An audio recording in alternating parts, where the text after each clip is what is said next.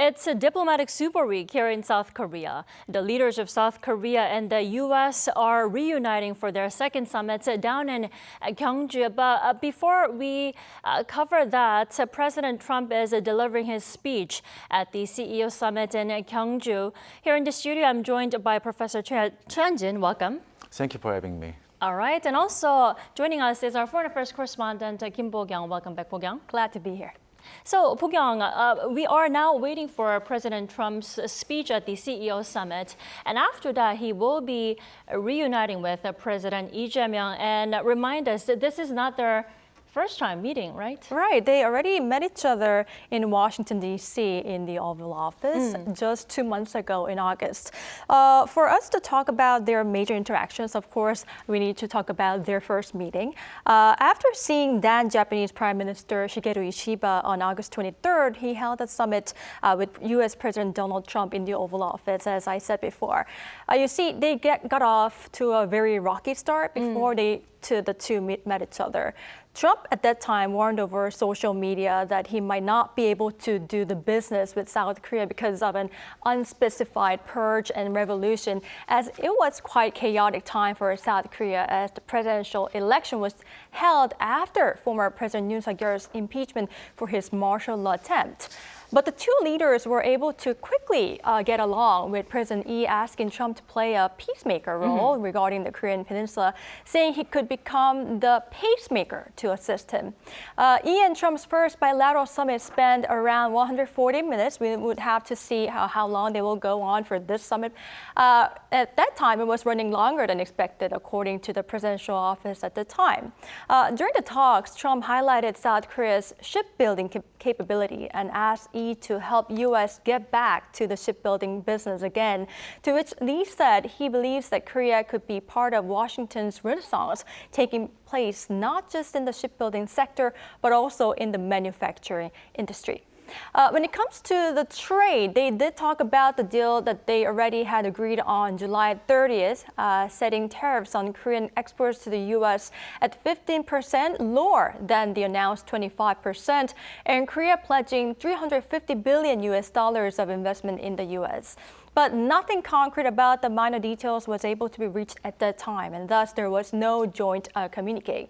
So overall, experts agreed at that time that Seoul, through the summit, achieved its goals of agreeing on ways to stabilize the economy and trade, modernize the bilateral alliance between the two nations, and explore cooperation in new areas, including nuclear energy and shipbuilding. But concrete agreements were absent, leaving key issues unresolved. So we'll have to see for this summit if those kind of unresolved issues will be able to be dealt with. Indeed. The summit back in the summertime was quite friendly and the atmosphere was warm. Professor Choi, how do you think the interactions at this time will turn out like? Yeah, so it's not easy to predict, right, the atmosphere this time. But as you know, as Bo-kyung already mentioned, the relationship between President Lee and President Trump moved from more early tension in Washington, right, and to more friendly and also business-focused working relationship. Right. So this time, I think their interaction will be also friendly, but also more focused on real issues now.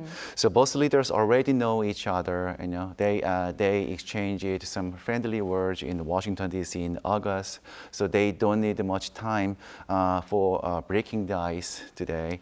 So instead, they will probably talk more directly about real issues like $350 billion US investment plan, defense cost sharing, and also there is an issue about the nuclear energy agreement between Sorry the to two cut you off, countries. Professor Choi. We now see President Trump entering the CEO summit.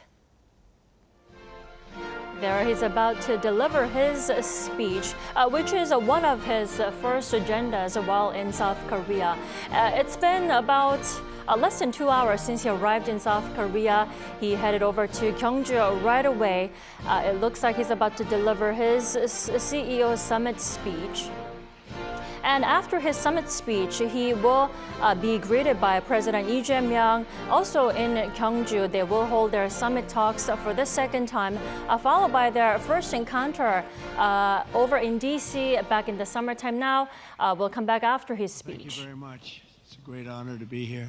Incredible people, incredible country. I'm thrilled to be back with so many visionary innovators and titans of industry, the most brilliant in the world, actually. So many different locations, and they come from all over, but this is a very special country that I'm in, and the business leaders here at APEC are really fantastic. So many friends, and I want to thank our host at this important summit, President Lee of South Korea. He's a terrific person, and I'm going to be meeting with him this afternoon, and I look forward to that very much. The Republic of Korea is a cherished American friend and a close ally, and as we can see in this beautiful city, it's truly one of the most remarkable nations anywhere on earth. Here in this peninsula, the people of South Korea have forged a miracle of economic development like you rarely see.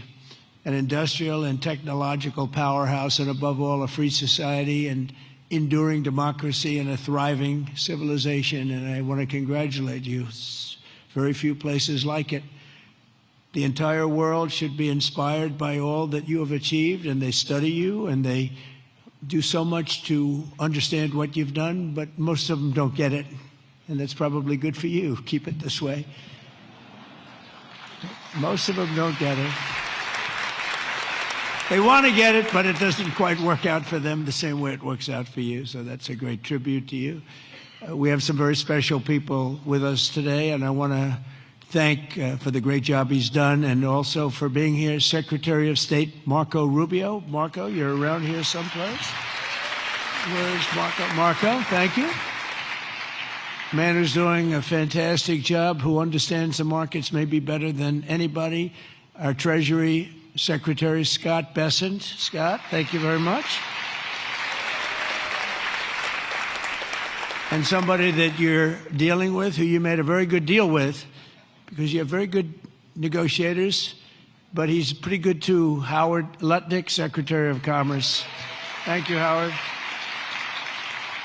U.S. Trade Representative, Ambassador Jameson Greer, is a fantastic person.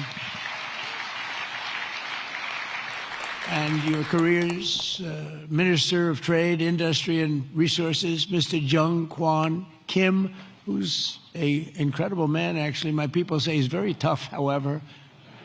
We wish we had somebody of a little bit lesser caliber, but they decided not to do that. And so many other distinguished guests are here, so I just want to thank you very much. It's an incredible room. It's a beautiful room, by the way. All those beautiful people up there, so high up. This place is packed. Thank you. Look at it, we're waving. Thank you very much. But as you know, APEC unites Pacific nations around our growing economies and promoting our shared interests. And today I come with exciting news from one of the largest Pacific nations. We'll call ourselves a Pacific nation, but one of the largest of them all, the United States of America. I'm pleased to report to you that this afternoon, after 4 years of weakness, disaster, really decline, America is back, and it's back stronger than ever before. We're doing numbers that nobody's ever seen before. We're the hottest country in the world, actually, and I say that with other countries represented, and they admit it. But I do say it very proudly. 1 year ago, our country was in very, very serious trouble. Some people thought our country was dead. Now we're literally sort of an inspiration to a lot of other countries. We are indeed, I use the term hottest country, but we're the hottest country anywhere in the world by far. The United States is blessed with right now, the strongest economy, the strongest borders. This all happened over the last 9 months. The strongest military, the strongest friendships, and the strongest spirit of any nation on the face of the earth. This is a golden age in a short period of time. I knew we could do it. I didn't know we were going to do it this quickly. It's a little bit more than 9 months. So in less than 1 year, we've secured commitments for over $18 trillion of new investments. As an example, the previous administration, in 4 years, they did less than $1 trillion. I think much less, actually. and hurt our country very badly. Who would have known? But we're going to be 18, so I figure that we'll probably be at 20 or 21, maybe even $22 trillion of investments coming into our country by the end of the first year of my second term. And, we had a tremendously successful first term. We had the strongest economy in history for our country, strongest we ever had. But this is, I think, blowing it away. We have great policy. We have some very good things happening. The stock market, as you know, is set 45 all-time highs since in a period of, it's pretty good, in a period of 9 months, breaking new records week after week, including one just yesterday. We set the record GDP growth in the second quarter, and that's with all of the things that we're doing. When they are built in a year and 2 years, we're going to go through the roof. I mean, we're going to see numbers that I don't think have ever been seen before. But even during this period of a little bit of a period of transition, you could go, because I think we're in an economic revolution in America. We went at 3.8%. We're up 3.8% GDP, triple and even quadruple the rate that a lot of people thought we'd be. They thought that during this period that we'd be at a much lower rate. Some people predicted 1.5, and we're going to be very close to 4. The next quarter, we're expected to be at about 4% growth. And after that, I mean, I can't even predict, because when all of these factories that are moving in, the car plants are moving in. Yesterday I was with Mr. Toyota in Japan, and he's just announced he's going to spend, they are going to spend $10 billion, and they're going to build new car plants, and they're going to build them in numerous states, about 6 or 7 different states. And we're bringing our car industry back. We're bringing AI. We're leading everybody in AI. We're leading every nation in AI by a lot. In 9 months, we've lifted over 600,000 Americans off food stamps. Wages for workers are rising at the fastest pace in more than 60 years. And meanwhile, energy prices are down. Gasoline prices are down. Grocery prices are down. Mortgage rates are down, despite the fact that we have an incompetent head of the Fed. He's incompetent. I call him Jerome Too Late. He's always too late. Jerome Too Late Powell. But he's out of there in another couple of months. We'll be very happy about that. We'll appoint somebody that we all like, because we should have the lowest interest rates of any country, because without us, there are no other countries, really. I mean, the whole thing falls apart. You know, America always had the lowest interest rates, and now we don't do that. We're like number 28. It's ridiculous. And we're a much different country than we were 2 years ago, or a year ago even. But you know what the crazy thing is? In the old days, I call the old days, I'm a little bit older. I'm looking at all these young, brilliant faces. I'm a slight, couple of years older than you, just a couple of years. But in the old days, when you announced good news, the stock market went up. You announced good news, the stock market would go up. Now when you announce good news, the stock market goes down, because people say, oh, that's terrible. You're doing well, that's terrible. Interest rates will go up. So they think because of that, interest rates will go up because that. It's inverse to what it should be. We're going to go back to the way it used to be. When we announce good news, the stock markets are going to go up. And that's the way it should be. And we're going to really ride that very hard. And when we announce good news, we're not going to have a Fed that's going to raise interest rates because they're worried about inflation in 3 years from now or something. When we announce good news, we want the stock market to go up, not to go down. And the scourge of inflation we inherited. We inherited the worst inflation ever that we've ever had. I inherited from incompetent people, and now we're down to a very low rate of inflation, 2.7%. And it's going to be a little bit lower than that. It's almost a perfect number. Believe it or not, you don't want to have 0. You want to have like 1% to 2%, and we're very close to that number. But we had inflation the worst in the history of our country. But factories are booming in the USA, and manufacturing productivity is rising 5 times faster than it was just 1 year ago. Think of that. Steel production is way up by 155,000 tons a week. Oil production is through the roof by 500,000 barrels a day. And mining of clean, beautiful coal, I call it clean, beautiful coal, is up by 2.6 million tons every single month. And we brought coal back into the picture. What you can do with coal today is incredible. So I call it clean, beautiful. I don't use the word coal, I say, because it's got a little bit of a problem, public relations-wise, the word. So we call it clean, beautiful. My administration's not allowed to use the word coal. They have to say clean, beautiful coal. We've given it a new name. It's a three-name deal. Even semiconductor manufacturing is rapidly returning to the United States. NVIDIA and TSMC have just produced the first state-of-the-art Blackwell chip that was 100% made in the USA. In fact, Jensen, who's an incredible guy, he might be here. I don't even know. Is Jensen here? I think he's around. Somebody said he's here. How is he? Pretty good, right? Got a chip that's like 10 years advanced, but he's great. And they're all, building now. They're building tremendous plants in the United States, Arizona, Texas, all over. We're going to have a big portion of the chip market just in a very short period of time. But these tremendous strides are also creating great jobs for our citizens. 1.9 million more American-born workers are employed today than when I took office 9 months ago. Think of that. Almost 2 million people more American workers. Nobody's ever had numbers like that. And those numbers are going to get much bigger, much better than that when we open these plants that are being built all over, the AI plants. I've never seen plants this big. I built shopping centers. I built a lot of things. But if you spend $250, $300 million, you can build a big shopping center. These people are spending $50 billion to build a building. And I say, what's your product? Information. I said, well, good luck. That's a lot of information you're going to have.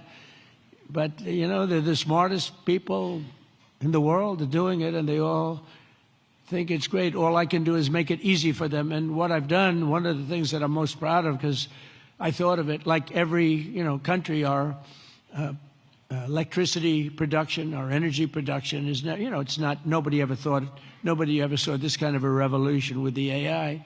And what they need more than anything is electricity. So if a country was able to do that, it would be, pretty unusual. It would be very hard, maybe you could say impossible. So I came up with a concept when they build this massive plant, sometimes the size of Manhattan. Think of that. The size of Manhattan, these plants are the biggest. I've never seen anything like it, actually. Nobody has. There's never been anything like it. But I let them build their own electricity generating plants with it.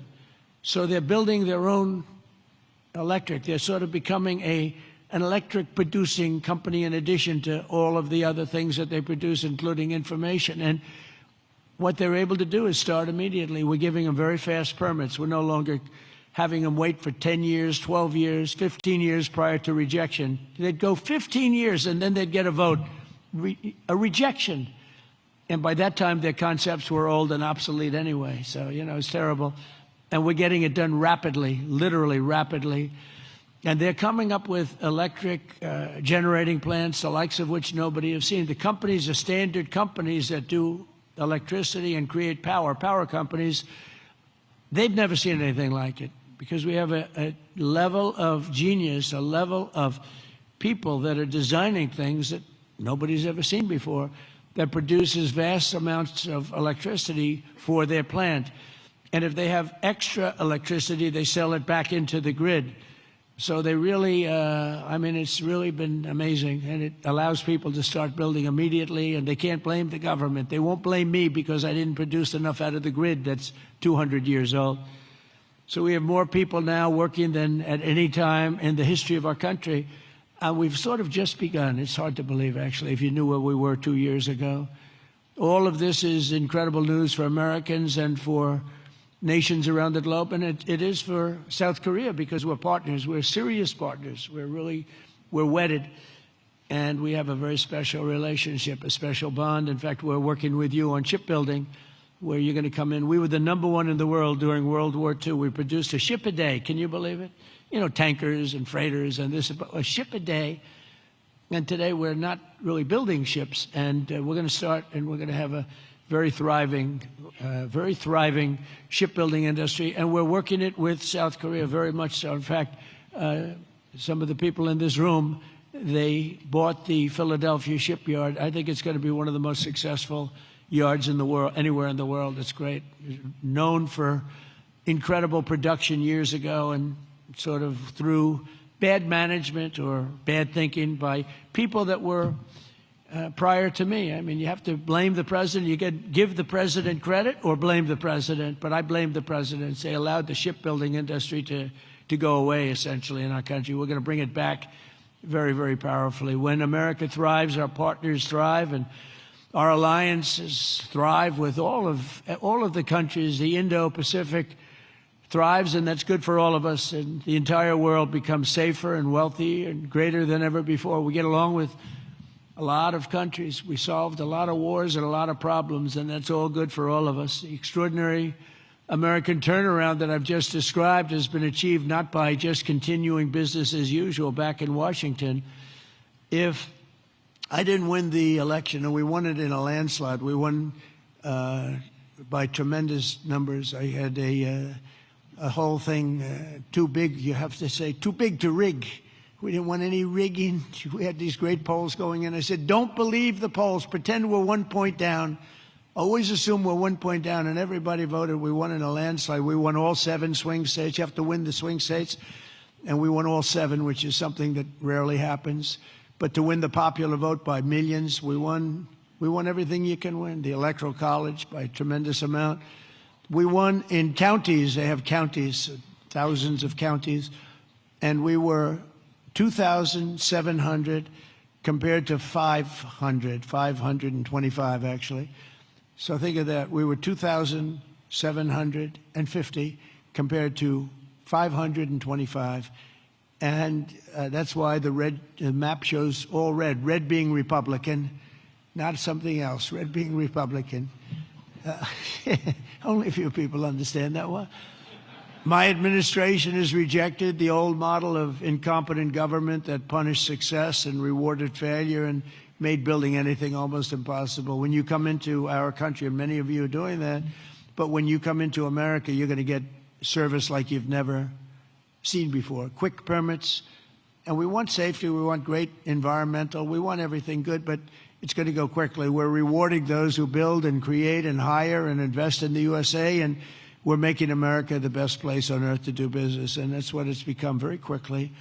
We have some wonderful people. Lee Zeldin at Environmental, he's incredible. He gets the right result quickly, and he makes sure that people do the right thing. But we will have the best tax rates, the lowest energy costs. We have the lowest energy. We have tremendous amounts of energy, more than anybody else. We have the most oil and gas and coal, more than any other nation on earth. So that's a big advantage that we have over others. We have the lowest regulatory burden. In my first term, we cut more regulations than any other administration in history, and we're going to do about the same level right now or more if we can. The most advanced technology and the fairest trade deals anywhere in the world. And for decades before I took office, our country was run by legions of bureaucrats who were always looking for a reason to say no. Why? How can we say no? They wanted to say no. They thought that was their job, and it's really just the opposite. We work to say yes. So now we have a president in the White House who cuts through the red tape and excuses. We don't stand for excuses, and says yes to big ideas and bold initiatives and grand ambitions so that America can have great industries, great dreams, and to be the greatest nation on earth, which is where we are now, actually, in a very short period of time. We're rebuilding things that are incredible. We have the strongest military in the world. We have the best equipment. We have the best manufacturers of equipment. And South Korea is buying a lot of our weapons. We make the best. We have the planes and just about everything other than ships. So we'll be there very shortly with ships, too. But the only reason it's not ships, because, I don't know, for some reason they stopped doing that. I guess they went on to other businesses. But there are some basics in life, and one of the things you need is ships. I always say you need steel, you need aluminum, you need this. There are things you don't need. A lot of things that a country doesn't need them, but things you need steel. Got to have steel, and we're redoing our steel, and some of the people in this room are very involved in that. We're redoing our industry. We're starting to produce large amounts of steel, massive amounts of steel. We'll be right at the top in a very short period of time. The mills are opening again, and they're opening up big. And again, it's national security, and it's because of tariffs. We're reclaiming our heritage as a nation of builders and doers, and we're pioneers in a sense, but we're really doing it again, but we're doing it even better than we did the first time, which is the first couple of 100 years. And we're pursuing this vision with unrelenting drive and really unprecedented success. In July, I proudly sounded law. It was very important. I went into the archives. We looked at every possible thing you could look at, and I signed into law the largest tax cuts in American history. And as you remember, in my first term, we cut taxes from 39% down to 21%. And now we've done even better than that, putting more money in the pockets of American families that make up the largest consumer market on earth for businesses and manufacturers like those in this room. Our tax law includes 100% expensing for all new factories, plants, and equipment. So that means you can write everything off in the first year. So that's like we had in the first, except this goes for a period of 10 years, whereas the other was over a much shorter period of time. And I actually think that we had such tremendous success. I always said that was the single most important thing, the expensing, the one-year expensing. Upon taking office, I signed executive orders that require that for every one new regulation, 10 old regulations have to be eliminated. I did that in the first term, too, and it worked. So if you want a new regulation, you have to get rid of 10, and already we're exceeding that limit, reaching closer to 30 to 1. Our people have done that, our great secretaries and other people in the administration. So we've been actually at a level where we sign in a new regulation, they get rid of 30 old ones. We're sort of cleaning up the books because many of these regulations are obsolete, they don't belong, and some were so horrible they were obsolete, but they really stopped projects from being built, and we're getting rid of all of them. We've pretty much done that. We have streamlined permitting for all new energy and mining projects. It used to take decades for an administration to get something approved, and now it's a process that will take, generally speaking, less than 28 days. In addition, across government, we're guaranteeing a rapid and expedited regulatory review for all new projects in the United States, and that's worth billions and billions of dollars to industry. You spent more money on trying to get something approved than you do in building the plant itself. You know, in Louisiana, my first term, there were 2 plants, and one was financed by a tremendous group of Japanese investors, and it was about $16 billion, LNG plants. Another one was financed by people from South Korea and others. LNG, both have a massive LNG. They were in the review process. One was 15 years, one was 16 or 17 years, and they were then told, forget it, we're not going to get it approved. So I came into government, I heard about it, and I love Louisiana. We did very well there. We did well in just about all the states, but we did really well in Louisiana. And so I got involved. The one plant that was in for almost 15 years, I got it approved in one day. One day. In fact, when we called the people to say that they got approved, they didn't know what the hell we were talking about. They said, you got it approved. We sort of gave up on it. I said, no, you don't have to give up. We got it approved. The other one took me a little bit longer. I didn't do as good a job. It took me 1 week. And they got approved and they got built. They're massive plants and they're doing unbelievably. They're like setting records, LNG, big, it's like the Empire State Building lying on its side. And all I know is, I looked at it, I said, what kind of a building is that? All it's got is pipes going back and forth. I never saw anything like it. But whatever it is, it works.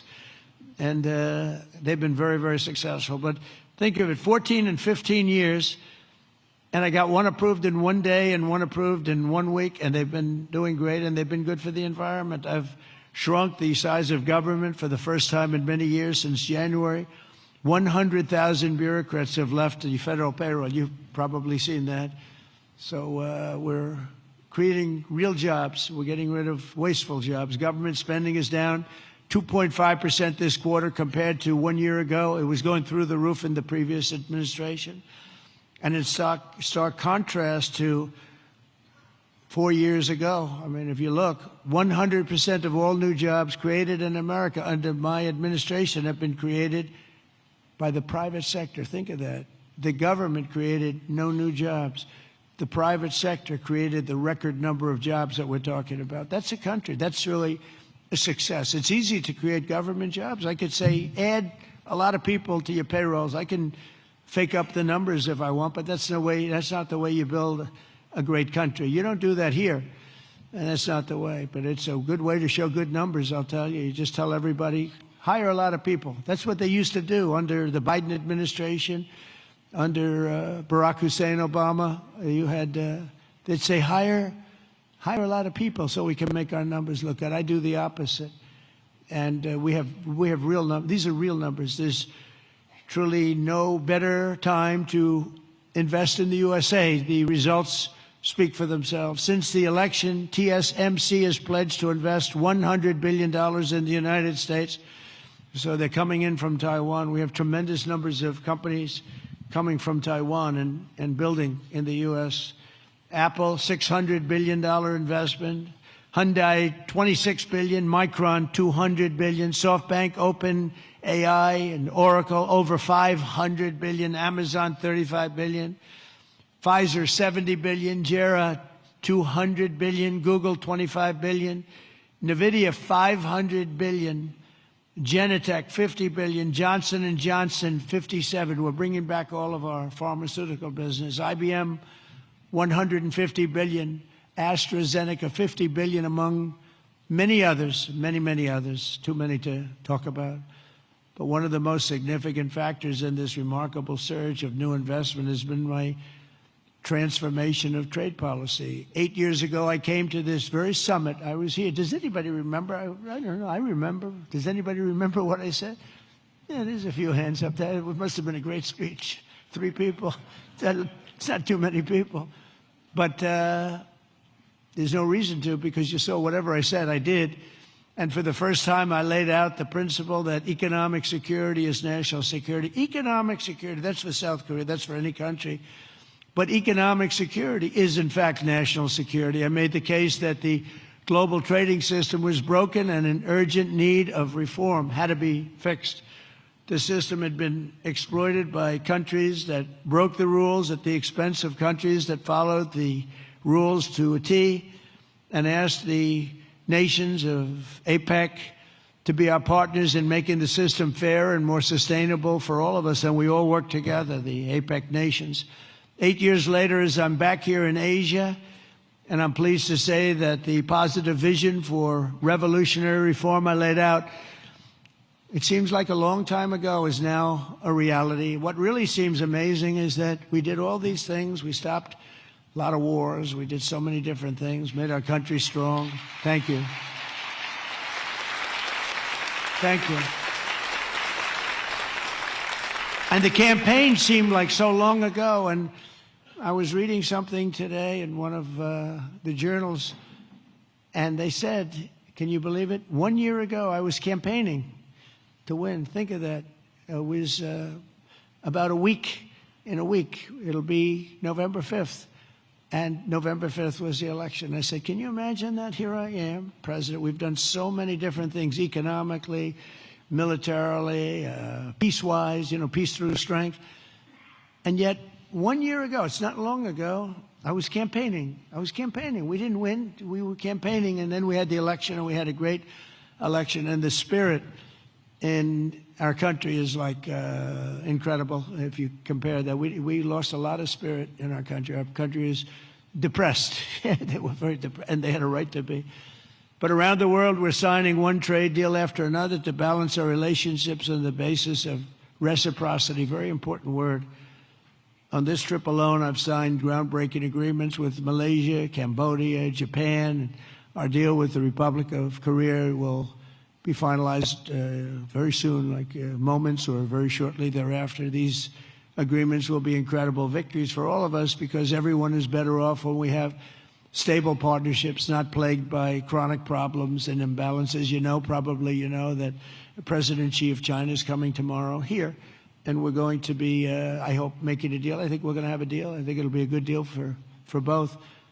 And that's really a great result. That's better than fighting and going through all sorts of problems and, no reason for it. I think it's going to be a great deal for both, so I'll be meeting him tomorrow. A lot of people are interested. They're also interested in what we're doing, but they're interested in that. I can tell you a lot. The world is watching, and I think we'll have something that's very exciting for everybody, and that's also good for South Korea. It's good for all nations. We're ending gaping trade deficits, unfair trade barriers to market access, insecure supply chains, weak, pathetic supply chains, and much, much more. We had such bad supply chains under the last administration. It was embarrassing. And we're entering a new era of trade that truly works for both sides. We're got to work for everybody. You know, deals have to be good for everybody. I've heard that all the time, and I never really believed it, I'll be honest. I said, oh, if you make a great deal. The best deals are deals that work for everybody, especially when you're talking about nations. You know, when you're talking about nations, it really is a little bit different than you're doing a business deal and you want to just rip their hearts out, right? These guys know what I mean. They've ripped out so many hearts. But when you have nations, it's a little bit different, you know? You gotta all balance out a little bit. When I announced reciprocal tariffs last April, some people thought it was wonderful and others really weren't so sure. They weren't sure. They didn't understand tariffs because tariffs were used against us. We didn't use tariffs stupidly. And we do now. National security. This week we proved once and for all that there were no critics left. The only critics are people that took advantage of us for many years, and now they're not able to do that. The deals we're signing with our friends and partners are making our alliances closer and stronger than ever before, and they respect us because it was so foolish. The people that ran our country were so foolish. With these agreements, our nations will extend our vital security alliances into the realm of economic security for the first time ever. We're forging new partnerships on strategically important industries like shipbuilding, energy, semiconductors, critical minerals, and, very important pharmaceuticals. We learned that during COVID. We had to rely on other countries to give us pharmaceuticals. You can't do that. You have to, certain industries you want to have there. You want to have your medicines made ideally in your own country. Many of our agreements also include deepening collaboration of industries of the future, such as nuclear, quantum, artificial intelligence, where America is number one by a lot. Actually, we're really number one by a lot. We're number one in military consequence. We're number one in military in the quality of the weapons. That's why everyone wants to buy for us. I'll tell you what we have a long lead on is submarines, nuclear submarines. We are so far advanced that by perhaps 20, 25 years. We're 25 years ahead of any competition. And not only are the tariffs strengthening our alliances, they're also bringing peace to the world. On Sunday in Malaysia, we signed the Kuala Lumpur Peace Accords, ending forever the war between Cambodia and Thailand. Thank you. Thank you. You know, it's interesting. We were making trade deals with Cambodia and with Thailand, and I sort of watch what I do. I don't go to the beach and sleep all day. I like to watch. And I see Cambodia, Thailand, among many other nations. And this is true for numerous other deals, too. But I see Cambodia, Thailand, and I read a front page story about the fact that there were thousands of dead people along the border. And they fought for a long time. And I said, wait a minute, we're making deals? And they're starting a war? They were just starting, and it was vicious. Thousands of people were killed along the border. There are two borders. And I said, let's call the head. I didn't know the heads of either one. I called them. They were both great people and sort of reasonable. I said, listen, you want a trade deal? We're not going to make a deal with you if you're going to be in war. Then I called Cambodia. I called Thailand. I called Cambodia, back and forth.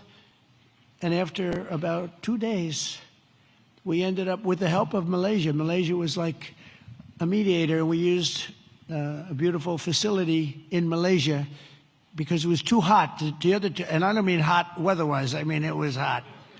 It was too hot with bullets flying all over the place.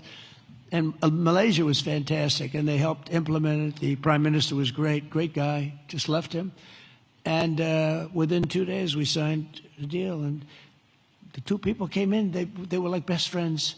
It was a beautiful thing to see. We saved, probably millions of lives. They've had a tempestuous relationship I said, for how many years? 500 years. I said, that's a long time. That's a long time. But we think this is going to be, hopefully, I use the word everlasting. Same thing in the Middle East. We hope it's going to be everlasting peace. They've never had peace. They've 3,000 years.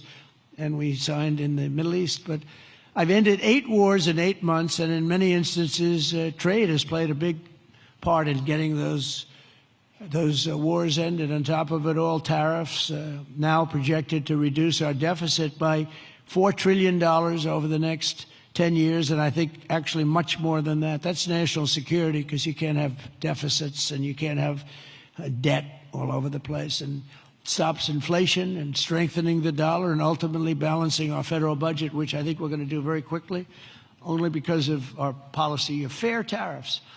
And for any company that does not wish to pay the tariff, I say, you could build your factory in America. If you build your factory in America, there is zero tariffs. But, again, going back to the wars, it's so important. If you look at India and Pakistan, so I'm doing a trade deal with India, and I have great respect and love. As you know, for Prime Minister Modi, we have a great relationship. Likewise, the Prime Minister of Pakistan is a great guy, and the Field Marshal, they have a Field Marshal. You know why he's a Field Marshal? He's a great fighter. He really is. He's a great guy, too. And so I know them all. And I'm reading that 7 planes were shot down. They're going at it, and they're really starting to go. And it's a big thing. These are 2 nuclear nations. And they're really going at it. And I called Prime Minister Modi. I said, we can't make a trade deal with you. No, we must make a trade deal. I said, no, we can't. You're starting a war with Pakistan. We're not going to do it. And then I called Pakistan. I said, we're not going to do trade with you because you're fighting with India. And, 2 nuclear nations. And they said, no, you should let us fight. They both said that. They're warring. They're strong people, I'll tell you what.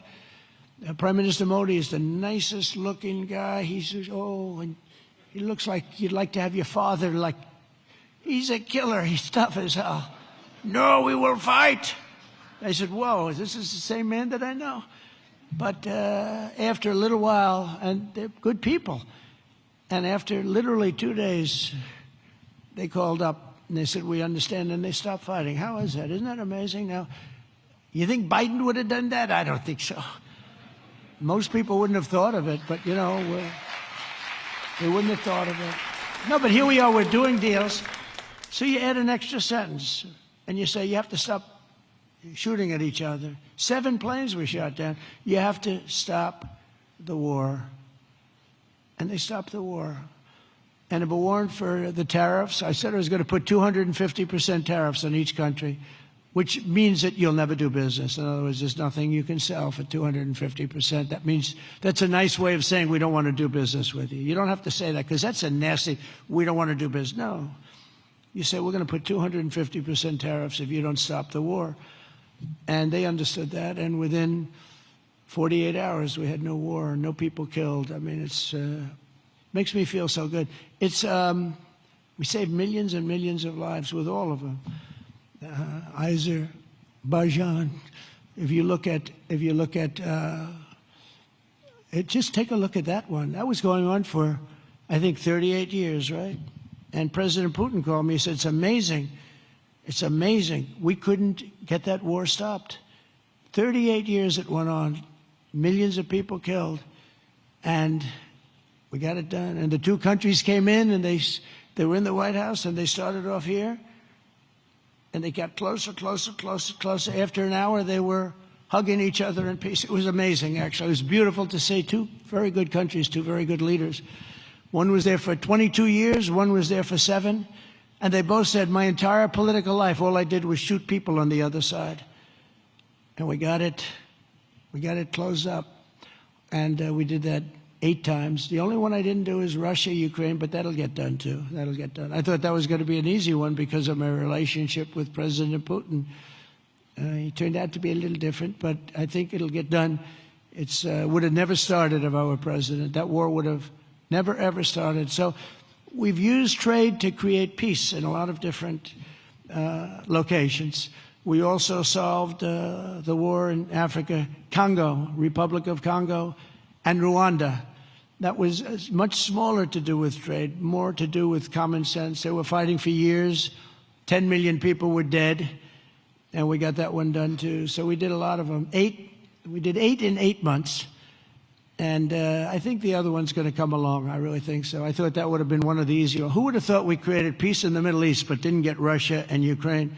Because peace in the Middle East was undoable. They're shaking their heads. It was undoable. We got it done.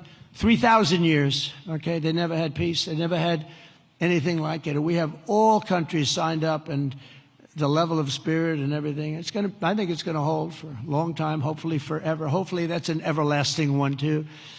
So in conclusion, at some point in your careers, every great business person and CEO in this room today has faced critics who said reform, innovation, and bold action would only lead to a total disaster, but none of us would be here if we had listened to the small minds with no vision. These are small minds with no vision. They had no understanding of success. They had no understanding of life and death.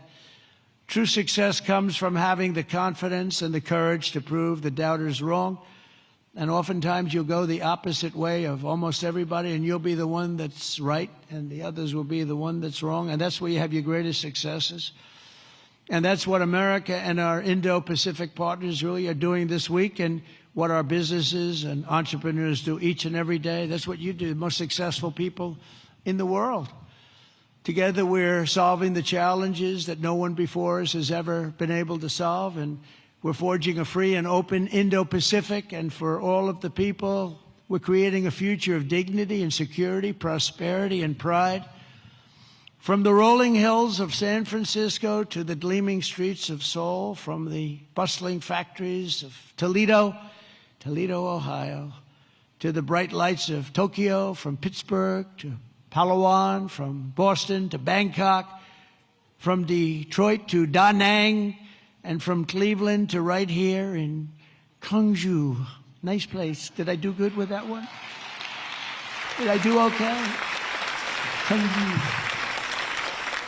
Good, beautiful place, by the way. We're strengthening old friendships, forging new bonds, building new factories, pioneering new industries, and creating a dramatically better world for our children and for generations to come.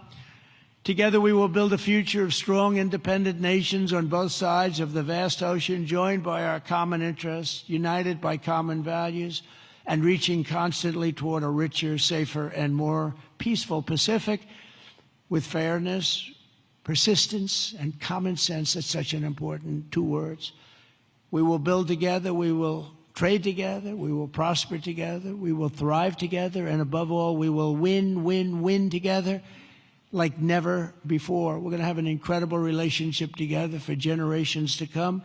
And I just want to thank everybody in the room. I know so many of you. You're incredible people. God bless you. God bless the nations of this great region, and God bless America. Thank you very much, everybody.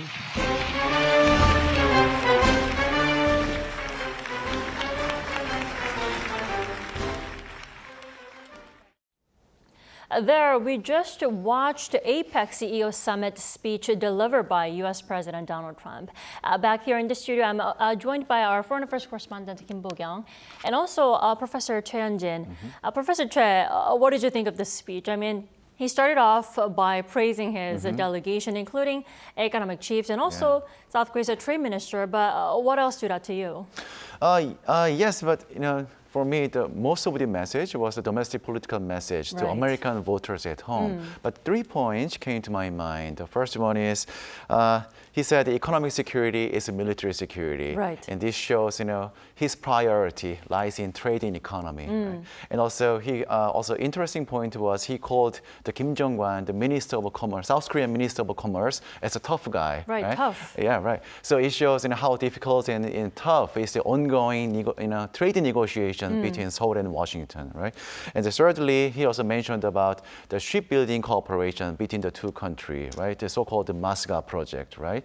So this shows, this Masga project can be a very important bargaining chip for South Korea. Indeed.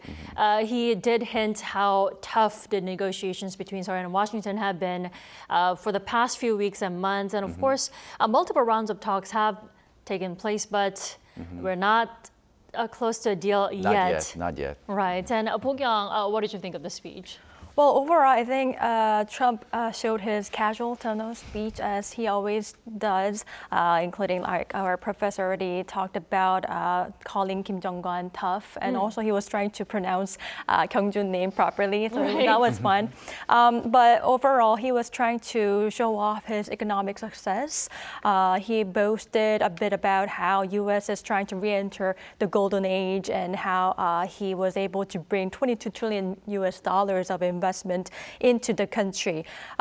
He also talked about how the trade deals were able to make peace in many different countries. For example, he mentioned Cambodia, Thailand, and India and Pakistan, right? Right, before coming to South Korea. Right. So I guess he was just trying to say how great he is doing right now internationally and domestically. As usual. Right. And he did tap on the shipbuilding industry, how Hanwha bought the Philadelphia shipyard, and also he talked about how the South Korea is trying to buy the U.S. weapons. So overall, I think by keep saying how economic security is the same thing as the military security, I think he was trying to, in a way, to pressure South Korea before the summit to take place, I don't know, either to make South Korea invest more in the country or to either perhaps make it accept the full cash payment regarding the 350 billion US dollars worth investment pledge. So we'll have to see how it goes.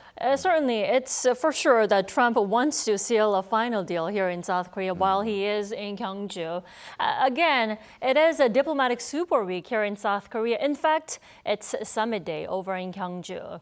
The leaders of Seoul and Washington, President Lee Jae-myung and U.S. President Donald Trump, are reuniting to hold their second summit talks down in Gyeongju. Without a further ado, we head over to Gyeongju City, and our top office correspondent, Song Yoo-jin, is there to cover the developing story. Yoo-jin, hello there.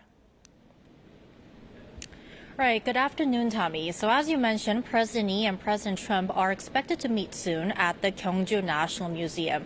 We just saw President Trump wrapping up his lengthy keynote speech at the APEC CEO Summit after arriving at Kim-il International Airport just before noon today, beginning his two-day state visit to South Korea. This also marks his first visit to the country since 2019. As for the Lee-Trump Summit, this will mark their second summit following their first encounter at the White House back in August. This will also mark the shortest reciprocal visits between the leaders of the two countries. According to South Korea's presidential office, upon arriving at the museum, President Trump will sign a guest book and he will take a photo with President Lee. And then there will be a welcoming ceremony. Now, it's at this welcoming ceremony that the South Korean government will award President Trump the Grand Order of Mugunghwa, the country's highest order. This is a decoration reserved exclusively for heads of state who have significantly contributed to South Korea's security. For Trump's case, the South Korean government acknowledged his efforts to bring peace on the Korean peninsula, likely referring to his overtures and engagements with North Korean leader Kim Jong-un. Trump will also be presented with a replica of a royal gold crown, a symbol of the ancient Silla Kingdom, whose capital was Gyeongju. Right, Yoo-jin. So again, a first encounter in Washington, D.C. and a reunion here in South Korea's Gyeongju. Then, Yoo-jin, what can we expect from the summit itself today? So the Lee-Trump talks, which will be held over lunch, is already drawing great attention as the two sides have a number of issues to discuss, from trade, modernizing their alliance, and diplomacy. Now, starting off with trade, there's that trade deal, long-delayed trade deal that President Trump also mentioned during his keynote speech. Now, we know that the hinge of this trade deal is the $350 billion investment pledge made by South Korea to the U.S., with the two sides remaining divided over how the funds should be managed. We know that Washington wants most of the payment to be made in cash, while Seoul prefers loans and guarantees to minimize the impact that this could have on its domestic economy. As for security, the allies are working on a new deal, which could include South Korea boosting its defense spending and also revising the bilateral nuclear cooperation agreement to expand Seoul's ability to reprocess spent fuel and enrich uranium for civilian energy use. And last but not least, Next, there's North Korea. During their August summit, President Lee asked President Trump to play the role of a peacemaker to help bring Pyongyang back to dialogue, and that he would play the role of a pacemaker. We also heard President Trump mentioning consistently that he is willing and he'd love to meet North Korean leader Kim Jong-un during his stay in South Korea. So overall, Tommy, I would say that it's a very high-stakes summit and definitely worth looking out for. Back to you. Indeed, Eugene, thank you for that coverage. That was our Song Yujin live from Gyeongju. So in a matter of moments, we are about to see President Lee Jae-myung meet U.S. President Donald Trump for the second time, this time here in South Korea on the occasion of the APEC 2025 Korea. Back here in the studio here in Seoul, I am joined by Professor Choi Hyun-jin. Professor Choi, let's pick up where we left off. How do you expect the interactions to turn out like this time? So interaction between the two leaders this time will be, I expect it will be more focused on real issues, and also it is more business focused and polite, right? And the real issue this time will be about, as we discussed already, how to make this investment plan in the United States. Okay. And also there's another issue about how to revise the nuclear agreement between the two countries. And the third one is how to deal with North Korea, right? Right. How to create a peace in the Korean Peninsula, right? So I think this meeting will be not as friendly as the yesterday's meeting with the Prime Minister Takaichi. Okay, it was very friendly in Tokyo, but because our trade deal is not settled yet. Right? So it will be really more polite and business focused. Well, they have broken the ice back in August, and now it's time to really get down to the business, right? Yeah, and now, Pookyung, President Trump is on a state visit to South Korea for the first time. Now, what is a state visit to begin with? Right, so there are some different types of visits foreign leaders make to the United States, first of all. The format of a visit to the U.S. is generally classified by diplomatic protocol into 4 categories. State visit, official working visit, and working visit. A state visit is the highest level among all types of visits that includes full ceremonial honors, such as an official welcoming ceremony, an honor guard inspection, a 21-gun salute, and a state dinner. President Lee Jae-myung's visit to the U.S. in August was an official working visit, where the level of protocol and ceremony is simplified compared to the state visit or an official visit. An official working visit focuses on substantive discussions and working-level consultations with the U.S., and the presidential spokesperson also had said that the visit was focused on holding practically meaningful and in-depth consultations at that time. Now, this time, as you have already pointed out, Trump's visit is being classed as a state visit, and after welcoming Trump at the Gyeongju National Museum, President Lee and Trump are to take part in a guest book signing, commemorative photo session, an official welcoming ceremony, and social events, presenting him with a specially crafted model of a golden crown and awarding the Grand Order of Mugunghwa, the highest honor in South Korea. So there's going to be much more regarding the state visit. Indeed, that's exactly what we are waiting for. Now, in the meantime, Professor Choi, then why a state visit? Why do you think the two sides felt the need to make Trump's visit this time a state visit on the occasion of APEC? There is more official reason and the practical reason. Okay. Let me begin from the official reason. By inviting Donald Trump as a state visit, I think the President Lee Jae-myung wants to welcome the President Trump with the highest level of respect as our most important ally. And also, it shows that Korea values our partnership with the United States and during this important international event in Gyeongju.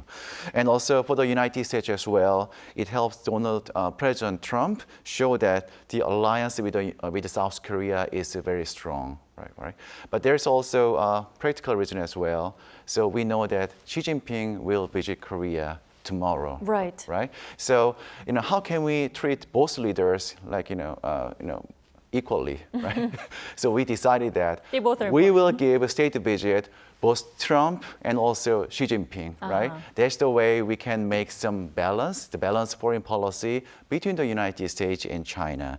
So simply speaking, this is not only about ceremony. So it shows friendship, trust, and also the balance in South Korean foreign policy between the two great powers. Right. It's not just the U.S. President Donald Trump that President Lee Jae-myung has to, host. It's also South Korea is really walking on eggshells, between the U.S. and China. Yeah. Now, Bo-kyung, the real question is, though, will South Korea and the U.S. be able to finalize the trade deal, specifically towards a $350 US billion investment in Washington? Now, will this multi-billion-dollar agreement, what is it to begin with?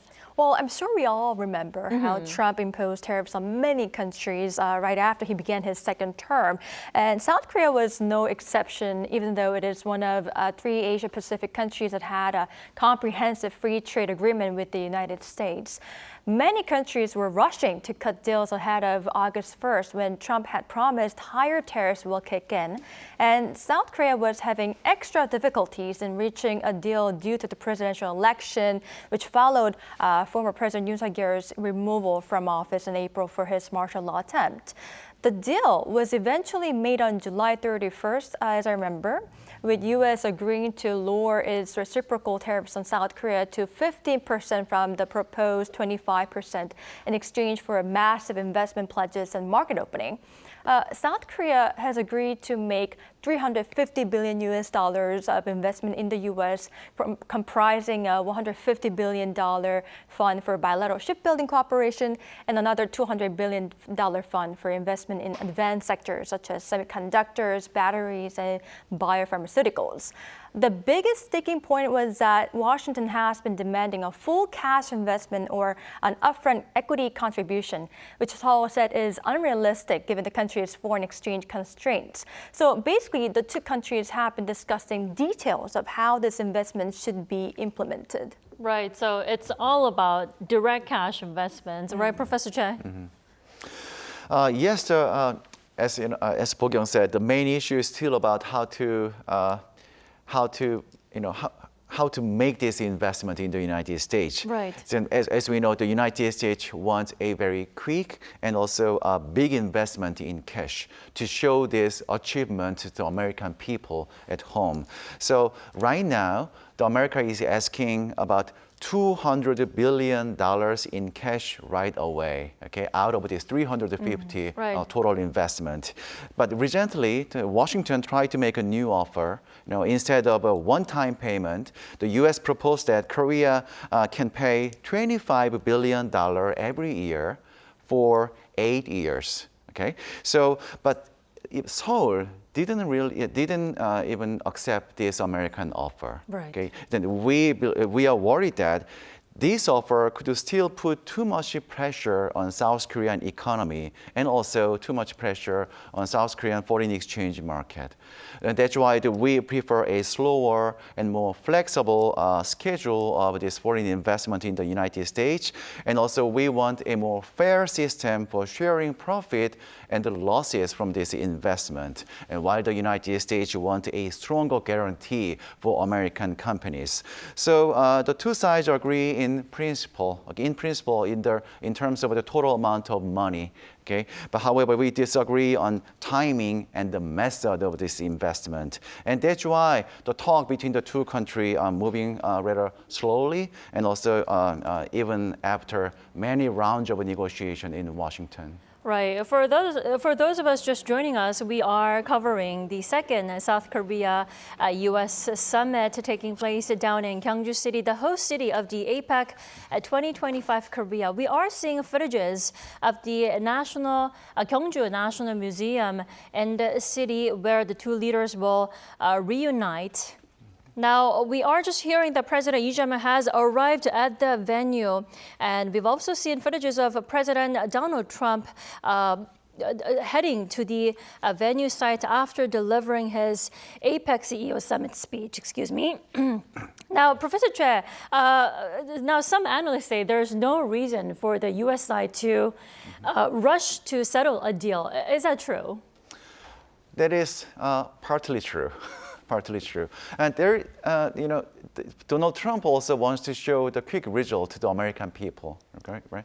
And he began his second term in this January, and that means he have only about 3 years, right? And so that means he needs a quick achievement, right? And therefore, there's enough reason that Donald Trump as well, he wants to move and strike this deal as soon as possible. Right. But in reality, America has much larger economy than us, right? Much larger. Much larger economy than us. So that's why some experts argue that Donald Trump doesn't need to hurry right now. Okay? And because he already got what he wanted in part, that is the promise of a large amount of investment by South Korea and the image of a strong economic influence and leadership at home, right? And also from this kind of point of view, maybe it's better to wait and push for better term from Donald Trump perspective. And he knows that the longer the tour continue, the more pressure Korea will face to agree later.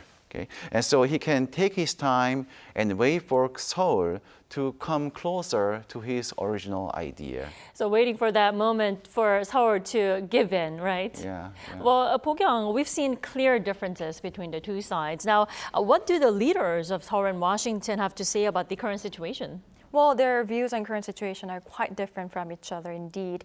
President Lee Jae-myung had instructed the South Korean negotiation team to hold intense tariff talks with the U.S., focusing on commercial rationality and national interest. In his previous interview with Bloomberg, President Lee said the two sides remain deadlocked on all major details regarding South Korea's investment pledge.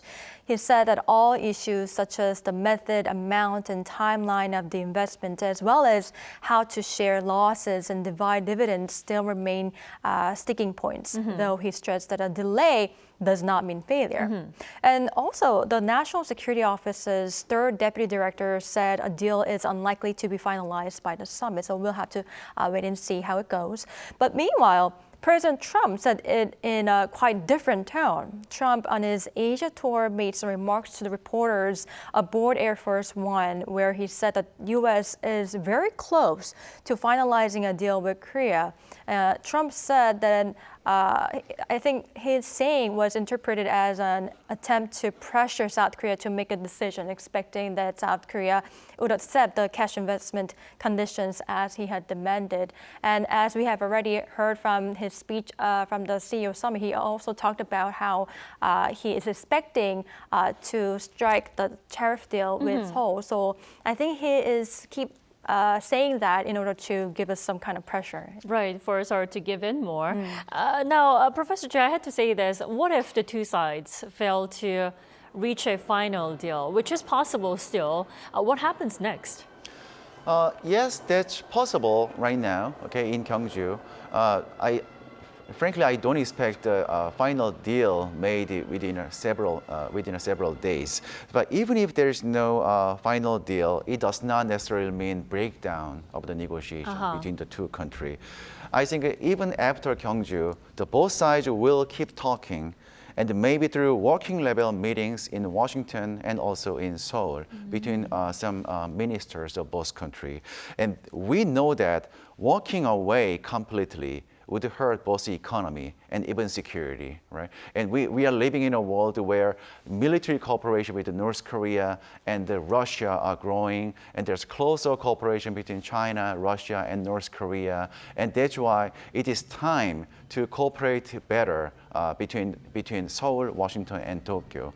So, this does not necessarily mean the breakdown of the negotiation. I think both countries will do their best to strike a deal even after Gyeongju using working level negotiation. Right, we've seen the South Korean officials making back-to-back visits to the U.S. in the past few weeks to, really fine-tune the details of the $350 billion investment by South Korea in the U.S. But we'll see a continuation of that, detailing out process. Pok-young, now, it's not just the summit between the leaders of Seoul and Washington. There's been speculation that a possible reunion between North Korea's Kim Jong-un and Trump can be arranged this week. Now, that's because their last meeting was an impromptu one, right? Right. I think you are referring to to how Trump met Kim Jong-un in the border village of Panmunjom in 2019. Interestingly, that was just over 30 hours after Trump first suggested the encounter on social media. And this is why Trump's latest remarks, saying he's ready to meet Kim and he would love to meet him, raised the possibility of a similarly improvised meeting. Adding on to that, Trump's latest remarks of calling North Korea a sort of a nuclear power, a phrase that experts say appears to acknowledge Pyongyang as de facto nuclear state, could have touched the core of what Kim had been asking for. So that's why many have speculated the possible Kim-Trump meeting. But as North Korea has now staged more intimate ties with Russia, the regime might want to have more concrete steps from the U.S., not just friendly messages. And in fact, Foreign Minister Cho Hyun already said that Trump's remarks that I just said, describing Pyongyang as a sort of nuclear power, could definitely serve as an inducement to bring Pyongyang back to the dialogue table. But he noted that the North may now be seeking a bigger bill from Washington in return. All right, Bo-kyung, now we are seeing the two leaders of South Korea and the U.S. reunite, this time at the Gyeongju National Museum on the occasion of the APEC 2025 Korea. We see the two leaders are now entering the museum to hold their second summit. Now, I believe the two leaders will soon deliver their remarks. But Professor Choi, President Yi just greeted President Donald Trump at the museum. What did you think of their impressions, facial impressions? Yes, this is a typical feature of a state visit. Right. The state visit includes all kinds of diplomatic protocol, from airport to welcome to the leave of this country. Right. Every single step includes a diplomatic protocol. So we are officially welcoming Donald Trump with the highest level of diplomatic protocol, and also there will be some welcome ceremony and also exchange of a gift between the two leaders. Right. Now, they have just headed into an exclusive ceremony within the museum. Now, Bo-kyung, let's pick up where we left off about the possible another Kim-Trump summit while Trump is here in South Korea. Now, there were also clues that could be happening in South Korea, right? Although the last one was a very impromptu one. Right, right. So if we take a look at some of the remarks made by the Unification Minister Chung Dong-young, we can find some clues that you already pointed out. During the parliamentary audit just yesterday, he reiterated that renewed dialogue between North Korea and the United States could serve as a turning point to ease tensions on the Korean peninsula. North Korea had been able to greatly enhance its authority and international standing through previous Pyongyang-Washington summits that was held in Hanoi and in other places as well. He added that there is a strong possibility that the North will come out to the negotiating table given those kind of history.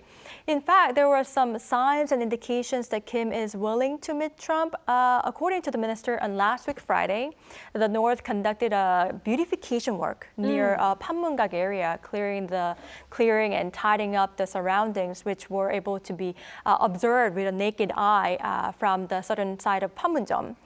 He noted that this is the first time this year such activities have been seen, hinting at the possibility of the Trump-Kim summit. But he did say that North Korea would have to, give a response to Trump's proposal if he were to meet Trump either on Tuesday or Wednesday, which is today, to make this happen. And given that North Korea, like I said, fired their cruise missile yesterday, I believe that shows Kim's unwillingness to hold a summit with Trump right now. Because he didn't give any response to the proposal, but rather he just fired a missile, showing how he can become a nuclear state leader. So I think we'll have to see, but I don't think the possibility is not that big. Right. That's why experts are saying that North Korea is doing some remodeling work for some reason, whether to welcome a guest, somebody like Donald Trump, who knows. And now, Professor Che, Trump is now hinting that there could be sanctions adjustment, right, to really convince Kim Jong-un to come out and have another talk with Trump. Do you think a possible Kim-Trump summit is possible? Yeah. I know it's Wednesday and Trump is leaving tomorrow, but still we have some time. Yeah, right. Actually, we are worrying about the possibility. Easing economic sanctions on Pyongyang without the promise of denuclearization, right? So, I would say like this: if Donald Trump, his main goal is just to meet Kim Jong-un, okay, for his, personal image and domestic politics, right? And then easing tension, easing economic sanction on Pyongyang would be his strongest card, okay? And that could bring Kim Jong-un back to the table very quickly. And because North Korea has been suffering under heavy economic pressure because of American economic sanction, okay? But however, from a security point of view, this is a very risky move. If the U.S. relax sanction before any progress on denuclearization, it would liken official acceptance of North Korea as a nuclear power, okay? And also this means the South Korean people will perhaps permanently live under the threat of a North Korean nuclear weapon and missile, right? And therefore, that would seriously weaken the international efforts for denuclearization of North Korea and could even harm South Korea's own security. And on the further, this will even weaken American credibility among its allies, and also weaken the credibility of American extended deterrence for its allies. Right. Well, Professor Che, I do have to point out, experts I've spoken to say that it's not the first time Trump is hinting sanctions adjustment. Now they're saying that that card is not much of a strong card to convince Kim Jong-un. Do you think that's still valid? Because it's not the first time Trump is trying to convince Kim with sanctions. Yeah, in the past, he linked easing economic sanction with some kind of a denuclearization, complete removal of a North Korean nuclear weapon. But I have a better feeling because about several days ago, Donald Trump called North Korea as a nuclear state, nuclear power. Right? Sort of a nuclear power, quote unquote. So the worst case scenario is to easing tension, easing North economic sanction without a clear request and demand for denuclearization process. That's what I'm worrying about. I see. Yeah. Well, Bo-kyung, now there are also some arguments that suggest that the summit is highly unlikely, right? Right. North Korean Foreign Minister Choi Sun-hee met Russian Foreign Minister Sergei Lavrov amid a courtesy visit to Russian leader Vladimir Putin on Monday. This meeting, as we know, came as Trump expressed his willingness to have a potential summit with Kim, and many speculated that Choi could have asked about North Korea's potential U.S. engagement during the meeting with Putin. There already was speculation that the likelihood of a U.S.-North Korea summit taking place has gone down, as Choi had an ongoing overseas schedule just before Trump's visit to South Korea. And now with the report that North Korea, as I said before, test fired strategic cruise missiles from the West Sea on Tuesday, a day before U.S. President Donald Trump's visit, it seems to have been right. Right, all because North Korea's Foreign Minister Choi Sun-hee has been in charge of all three North Korea-U.S. summits in the past. That is why there are some arguments that suggest another Kim-Trump summit is highly unlikely. Then if there were a North Korea-U.S. summit, Professor Che, in what shape or form would it take place? Again at Panmunjom, probably? Yeah, right. If there is... It's hard to tell. Okay, it's hard to tell.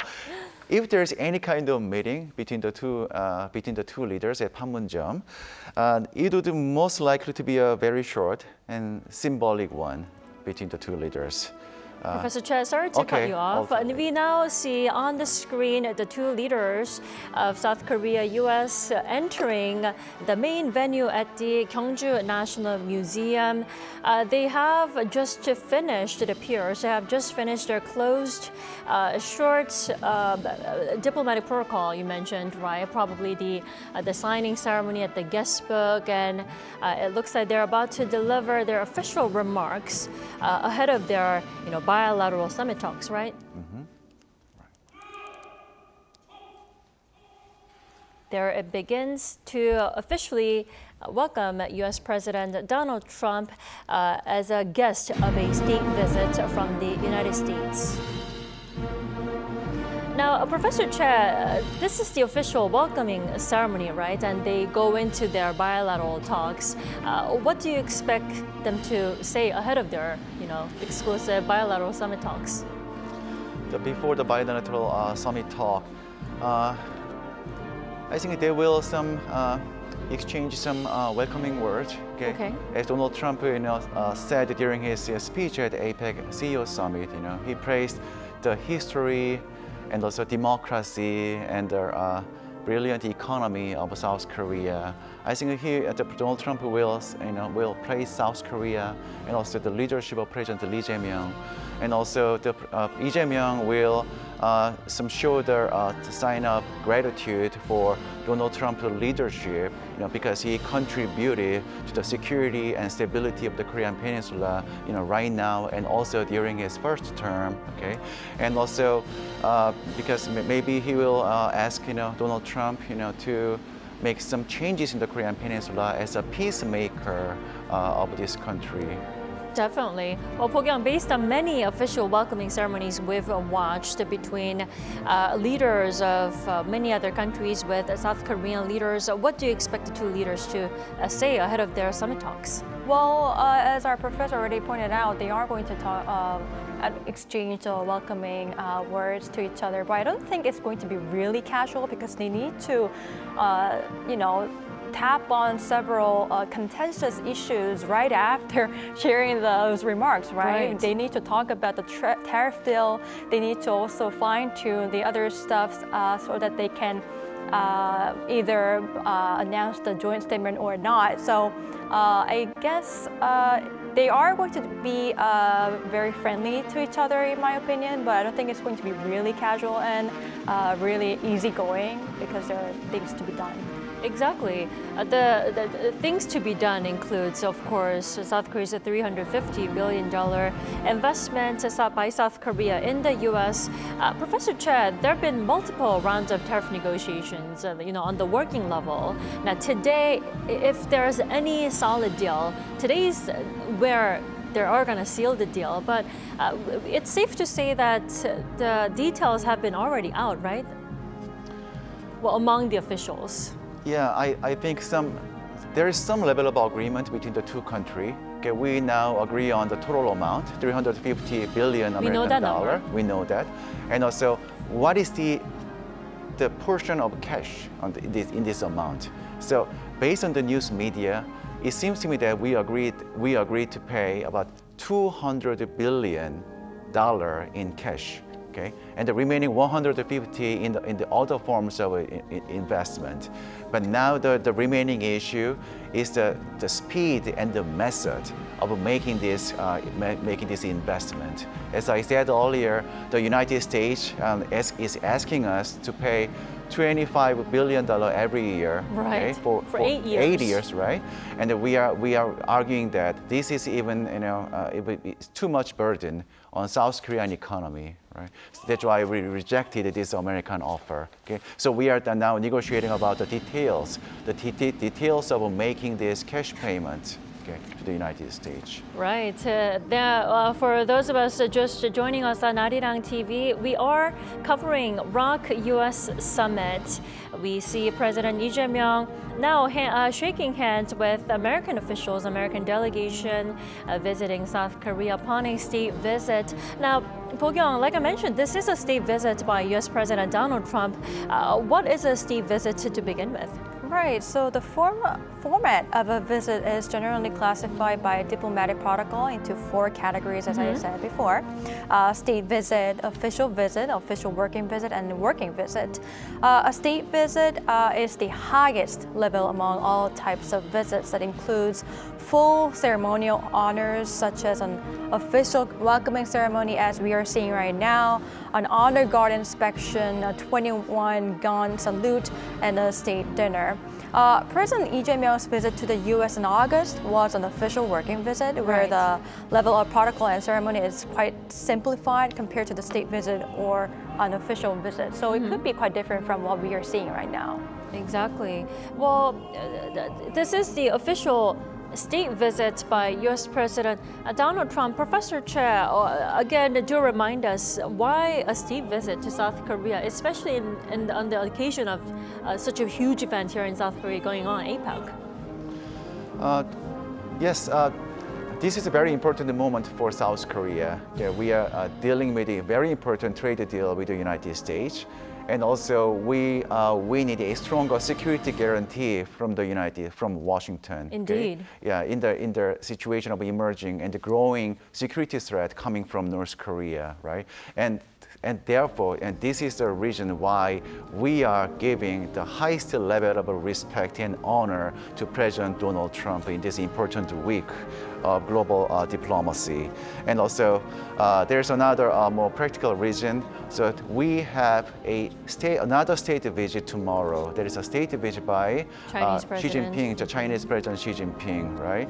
And we are discussing how to treat both leaders, okay, today and tomorrow, and how to make some diplomatic balance between the United States and China, okay? And so, and there is also simple regional timing, right? So giving Mr. Trump and also Xi Jinping a state visit at the same time today and tomorrow, and we want to keep both visits balanced. And this shows that South Korea is treating both leaders with the same level of respect. Right. I think this is a more practical reason of giving state visit ceremony to Donald Trump right now. Right. President Lee met with President Donald Trump 2 months ago. But Chinese President Xi Jinping, it's his first time visiting South Korea in over a decade, to be exact, 11 years. So Seoul is trying to keep that balance between the world's 2 largest economies. Now, Pok-young, the highlight of the summit talks today will be the trade deal. Now, we do have to really finalize the multi-billion-dollar investment in the U.S. Now, we've seen clear differences between the 2 sides. What do President Lee and President Trump have to say about the current situation, tariff negotiations? Right, their views are really different right now on the trade deal. President Lee Jae-myung had instructed the South Korean negotiation team to hold intense tariff talks with the U.S., focusing on commercial rationality and national interest, which is the most important thing. In his previous interview with Bloomberg, President Lee said the 2 sides remain quite deadlocked on all major details regarding South Korea's investment package. He said that all issues such as the method, amount, timeline of the investment, as well as how to share losses and divide dividends still remain sticking points, though he stressed that a delay does not mean failure. And the National Security Office's 3rd Deputy Director also said a deal is unlikely to be finalized by the summit. But meanwhile, President Trump said it in a very different tone. He said to the reporters aboard Air Force One while he was coming to Busan that the U.S. is very close to finalizing a deal with Korea. All right, Pok-young, now as we are speaking, now there's the gift exchange ceremony going on. We just saw it's the Grand Order of Mugunghwa, the country's highest order that will be awarded to U.S. President Donald Trump, right? Right. So he is presenting the Grand Order of Mugunghwa, the highest honor from South Korea. And as you can see on the screen, there's also the crafted golden crown. Right, royal golden crown. Yeah, which symbolizes Gyeongju, actually. Right. From the Silla Kingdom. So I think Trump would be very delighted to see all the sparkling and golden stuff sure. on the table. You know, considering the price of gold now just plunging at the moment, that will be nice for him. That is the royal golden crown. That's a symbol of the ancient Shilla kingdom that was the capital of Gyeongju back in the days. He does seem delighted and intrigued. Yeah, he does. By the Grand Order of Mugunghwa. That is the South Korea's highest order. It's a decoration reserved exclusively for heads of state who have significantly contributed to South Korea's security. And of course, when talking about security, we can go on and on and on about how important security is for on the Korean Peninsula. It's very special. We have very great relationship, and it will continue and only get stronger. Thank you very much. 대단히 감사합니다. 소중히 간직하겠습니다. 한국과 미국은 아주 강력한 동맹관계이고 앞으로도 이것을 통해서 더욱더 아주 굳건한 동맹관계가 지속될 것으로 생각합니다. It is really beautiful. I'd like to wear it right now. 당장 걸고 싶은데요. Thank you so much. We'll cherish it. Thank you very much, everybody. Appreciate it. 소중히 간직하겠습니다. 대단히 감사합니다. 다음은 이재명 대통령께서 서울 대통령을 위해 준비하신 선물입니다. Next is a gift from President Lee Jae-myung to President Trump. 한반도를 최초로 통일한 고대왕국 신라의 대표적인 유물 천마총 금관입니다. This is the Cheonmachong gold crown, which is a key artifact that represents the Shilla dynasty, the first Korean kingdom to unite the Korean peninsula. 천마총 금관은 현존하는 신라의 금관 6점 중에 가장 화려하고 큰 금관입니다. This gold crown is the largest and most extravagant of the 6 existing gold crowns from the Shilla period. 천마총 금관은 하늘의 권위, 지상의 통치를 연결하는 신성함, 그리고 지도자의 강력한 리더십과 권위를 상징합니다.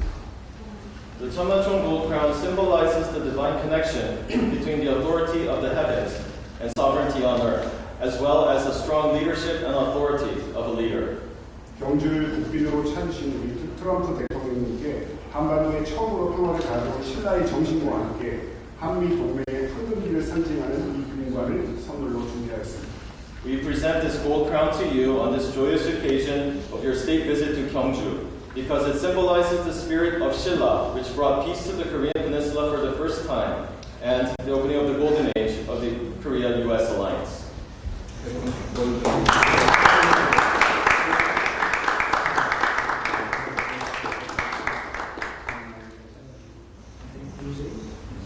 Very special. It will be a very special place. Thank you very much. 한국과 미국과의 새로운 시대를 위하여 To new trust and companionship between Korea and the United States. Absolutely. That's right. Thank you very much, everybody. Appreciate it. Thank you very much. 여러분 대단히 감사합니다. Okay.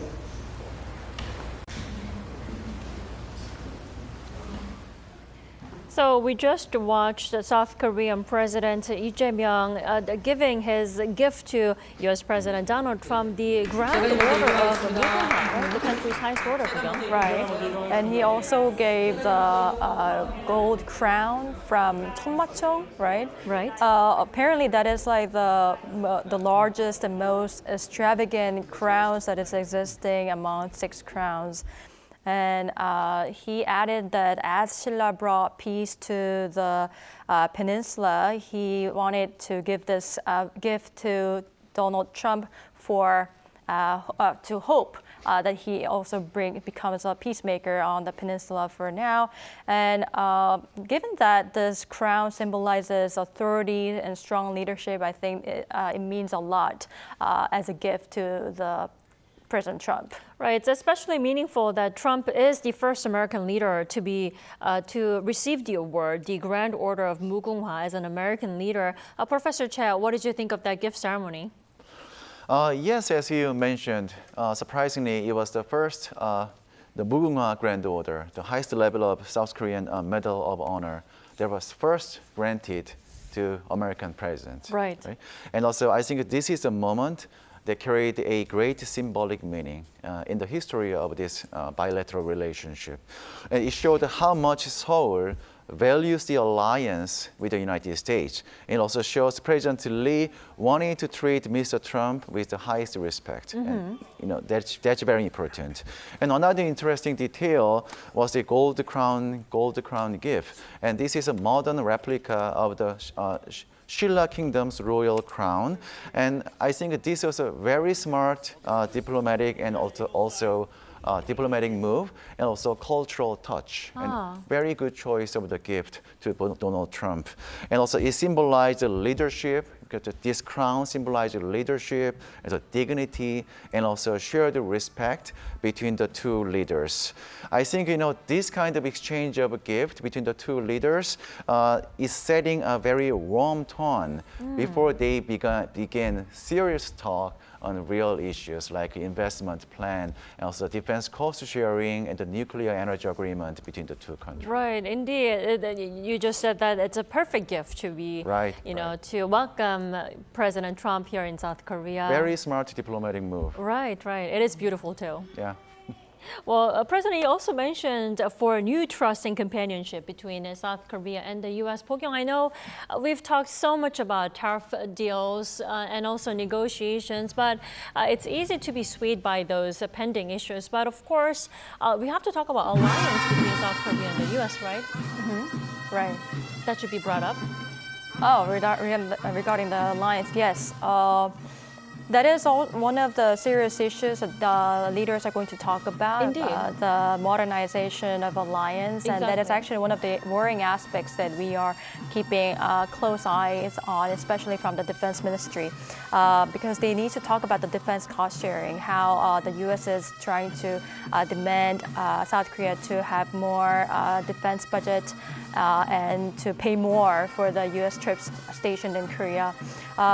And also from the previous summit, Trump also wanted Seoul to buy more U.S. weapons. So we'll have to see how that discussion goes ahead. Right. Well, I've heard that they have narrowed their differences when it comes to modernization of alliance and also increasing South Korea's defense budget for that security and alliance here on the Korean Peninsula between Seoul and Washington. Now, Professor Che, they have just finished their gift sharing, gift ceremony, and also as well as the opening ceremony. Is this where they just go right into their tariff talks now?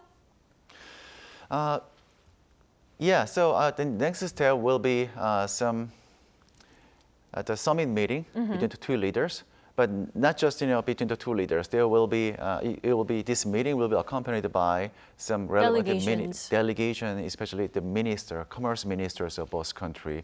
So now it's time to discuss more seriously about the real issues between the two countries. Right. And now, Pokyung, do walk us through the $350 billion investment by South Korea. That's the biggest issue that will be discussed between the two leaders here today. What is the deal? Right. So I'm pretty sure you guys all remember how Trump imposed severe tariffs on many countries right after he began his second term. So he had his own dreams of making the U.S. greater than before. And South Korea was no exception when it comes to this kind of tariff deals and tariff pressure, even though it is one of Asia-Pacific countries that have a comprehensive free trade agreement in the United States, with the United States, that is. And many countries were rushing to cut deals ahead of August 1st when Trump had promised higher tariffs to kick in. And South Korea was having really difficult times in that to reach a deal because it was quite chaotic at that time. We had to go through a presidential election right after former President Yoon Suk-yeol was removed from the office. Tough times. Yes. So the deal was really important, but at the same time was really difficult to strike. But the deal was eventually made on July 31st, though it was temporary, with U.S. agreeing to lower its reciprocal tariffs on South Korea to 15% from the proposed 25%. In exchange, for massive investment pledges. Right, Po-kyung, as we are speaking, the two leaders have now moved on to attend their expanded luncheon meeting. The two leaders are about to deliver opening remarks. We'll come back afterwards. 대한민국에 두 번째 오신 것으로 보이는데 Honorable 국빈으로 President, 진심으로 환영합니다. it's your second visit to Korea, and you're now under a state visit, and I would like to sincerely welcome you. As for President Trump, 국빈으로 I think 대한민국을 두 번째 you 방문하시는 are with the words of first and only. 보여드렸던 You are the only president to visit Korea 저희가 수여하는 것이기 as 때문에 a state visit for the second time around. And as for the grand honor that you received, we actually presented it for the first time by Korea. So I think that is even more meaningful and has special meaning. And what is more surprising is the following.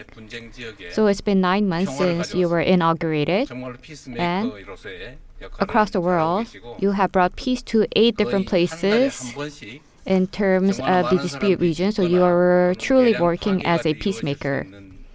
And it's almost that 잘 해결하고 in 계십니다. a monthly manner, 우리 대한민국으로서는 you are 위대한 역량을 resolving issues that may lead to a lot of 평화를 fatalities. 정착시키는 And as for 한반도에도 that 평화를 만들어내는 great influence, 큰 업적으로 we 남으면 hope that you will 대통령께서도 bring about 세계 also 사적으로 peace 큰 일을 in the 이루시는 Korean 거지만 Peninsula. And if you 우리 can bring about that great 국민들로서도 accomplishment, 정말로 오래된 I think you will be 큰 문제를 writing 해결하는 a new history in the 정말로 world. 큰 But 성과가 되겠다는 also at the same 생각이 듭니다. time, you will be resolving a huge 말씀드렸던 issue 것처럼 for the 언제나 Korean citizens. And I think this will be a huge achievement. 가지신 그 큰 역량으로 As said before, 전 세계 그리고 한반도에도 평화를 만들어 you 주시면 have this great 제가 그렇게 impact. 할 수 있도록 여건을 And you are having a lot of positive impacts in the world. And if you bring that to the Korean Peninsula, it will be helpful. And I will also act as a pacemaker so that we can coordinate that together. And I'd like to convey that words to you. So as for Kim Jong-un, I don't think he is fully accepting the sincerity that President Trump is showing. So you are not able to have a meeting this time around. But I understand you, President Trump, requested for a meeting together with Kim Jong-un and that you can have a summit at any time. And I think that in itself is bringing warmth to the Korean Peninsula. As for Kim Jong-un, until now, I don't think he is fully accepting the sincerity that you, President Trump, is showing. So because of that lack of understanding, this meeting is not being held. But we believe that this will act as a seed to bring about a great wave to the Korean Peninsula. So I have high expectations for it, and I will look forward to the activities that you carry out in the future as well. As for the Korean Peninsula, as you are well aware, for a long time around, it has been under disputes, and we are still under ceasefire. But with the help of the United States and the international community, we are stably advancing forward.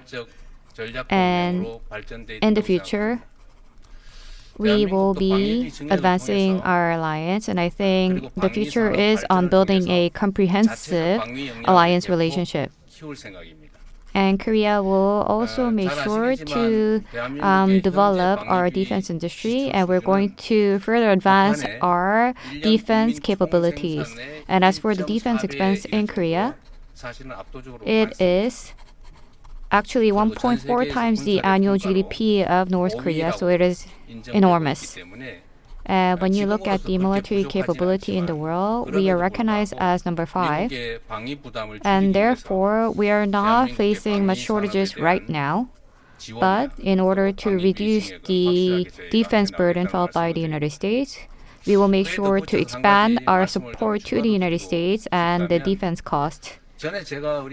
And I would like to add one more thing to it. So in the past, I don't think I provided enough explanation to President Trump, so I think you might have some misunderstanding.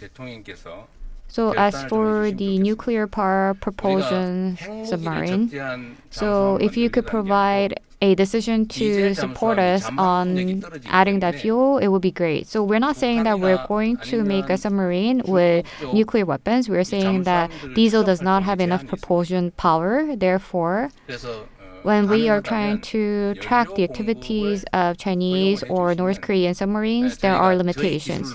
So if possible, if you could allow us to provide fuel, then we will make sure to use our technology to build mini submarines with traditional weapons on them so that we can enhance the defense activities in the ocean. And I think that will also lead to the decrease in burden felt by the United States as well. And also, in the past, you said the following, and I think I can understand it as you providing us support. So as for the treatment of the spent nuclear fuel and as for the uranium concentration, if you can give us some concrete orders on the cooperation, we believe that we will be able to expedite resolving the issues relating to it. And also, President Trump, you are doing your utmost to make America great again. And I think we are seeing the result of the efforts. And yesterday night, I also saw again that the U.S. stock market was once again at its record high. And I think you are really, truly making America great again. And Korea will also expand investment into the United States and support for the United States so that we can support the manufacturing industry. And we will also do our utmost to enhance the cooperation on shipbuilding industry. I think it will be helpful to both the Korean economy and the U.S. economy, and we also believe that this will be the one that will re-solidify and concretize the relationship that we have between ROK and United States. And with the 50 million citizens of Korea, I would like to offer my sincere welcome to President Trump again. And I really believe that we will be able to form and expand a true alliance between ROK and U.S., and I really hope for it. And I would like to offer my sincere gratitude once more. Thank many you. of whom I know, and then we've been dealing. They're very tough negotiators, and that's the way it should be. And I will say that we're working together. There's a great love between our communities, between our people, between leadership, and we're all friends. I know you showed me a picture from a long time ago of you and I. And you're looking better now than you did then. That was quite a while ago, so you're doing something well. But I will say this, that the Korean Peninsula, and I know you are officially at war, but we will see what we can do to get that all straightened out. We've been very lucky. I've been very fortunate to be able to solve a lot of problems in the world. I didn't even know there were so many problems. There were countries that nobody knew that they were even fighting, and yet they were killing millions and millions of people. And we got them, with the exception of one, which I think we're going to get straightened out, Russia, Ukraine. But we got them all done, all finished. And you know that I'll be working on this very hard with you, with your team, with a lot of other people, see if we can do something that makes sense.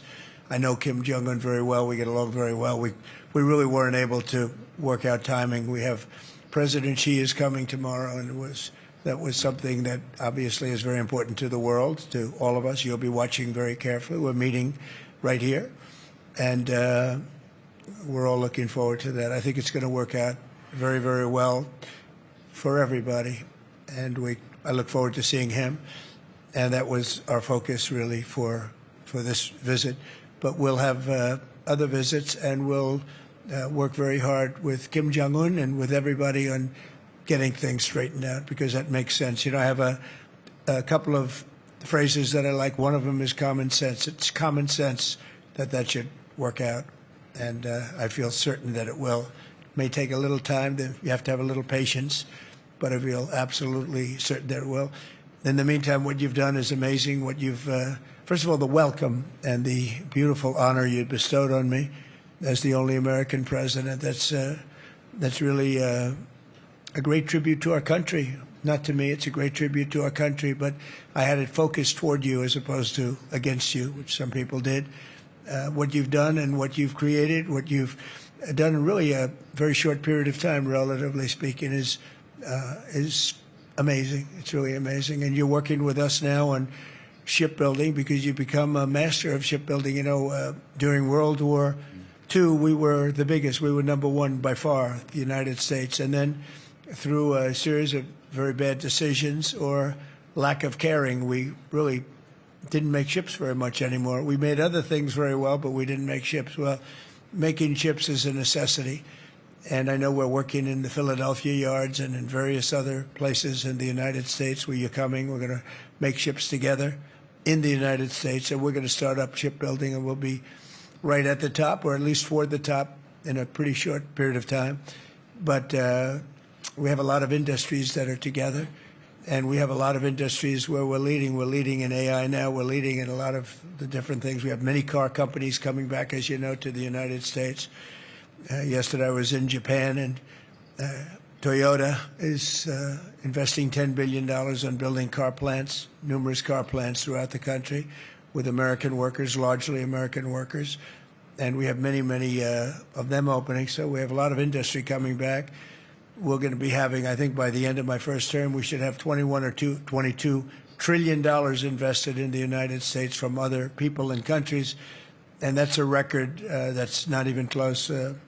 I think the record could be just about one-fifth of that.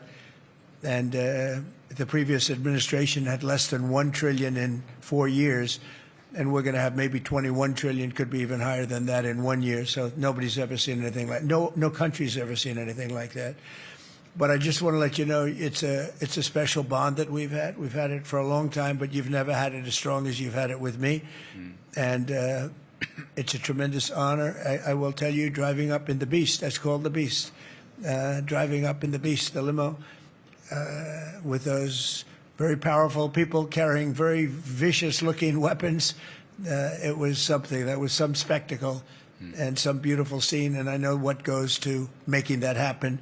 But it was so perfect, so flawlessly done, and all of us, I can speak for my entire cabinet and all the people with me, I don't think we've ever seen anything like that. So I just want to thank you for that. That was a very special welcome, and it will be remembered. And Marco, I think you're working extremely well with the defensive side, defense and offense. You know, we have both defense and offense, and they're equally as good. In fact, our defense is very important from the standpoint of helping other countries. But we're going to take care of, we're going to work with you, and we're going to take care of the one, it's really a lingering cloud. I would call it a lingering cloud that's over your head. We're going to see if we can get that straightened out. And I just want to thank you again for the welcome. And I wanted to say we've been friends for a long time, and you are going to be a great president. You already are. And if we can do this together, then you'll go down as the greatest of them all. And we'll try and make that happen. Thank you very much. Great honor. Thank you. Thank you.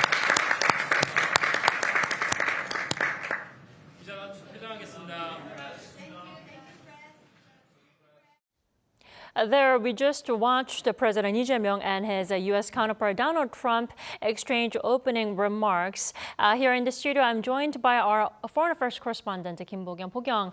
So President Lee Jae-myung welcomed Donald Trump, President Trump calling him as a peacemaker. And it looks like another Kim-Trump summit is not happening, right? Exactly. I mean, given what President Lee already said, apparently Kim would not be coming out to the negotiating table. But President Lee did mention how meaningful Trump's words were trying to make this happen. And he said he's going to be a pacemaker if Trump is willing to be a peacemaker on the Korean Peninsula.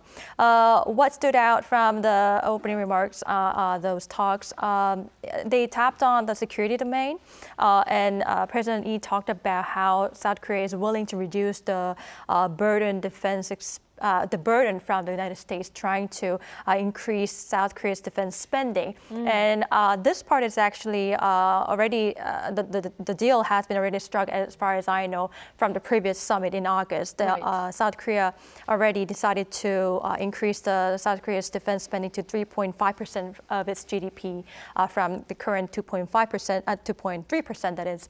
And so we will have to see if the either joint statement or joint fact sheet, if anything that kind comes out, is going to include this part. And also, President Lee talked about how South Korea wants to have the diesel fuel for the nuclear-powered submarines. A favor we're asking. Yes, saying that South Korea is not trying to ask the U.S. to give the permission of making the nuclear-powered submarine, but to have the diesel fuel to track North Korea and China better.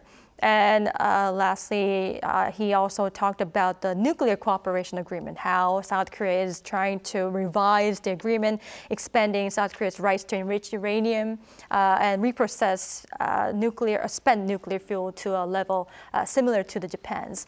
So I think the point after the summit is going to be whether they're going to have the joint statement or the fact sheet regarding the security part. I'm pretty sure that the tariff deal will be hard to be struck. Harder. So we'll have to wait and see. Definitely. So Kim-Trump summit not happening, but President Lee Jae-myung praising and pleasing Trump again by calling him a peacemaker and calling himself a peacemaker. Professor Choi, what did you get out of the opening remarks? Yes, President Lee Jae-myung began his opening remark by praising Donald Trump's leadership in peacemaking in other parts of the world, in the Middle East, and also maybe in the future in Ukraine and Russia as well. And then he asked, please do the same effort for the peace in the Korean Peninsula, right? By engaging North Korea more actively and by meeting Kim Jong-un maybe in the near future, right? And that was an official request by President Lee Jae-myung.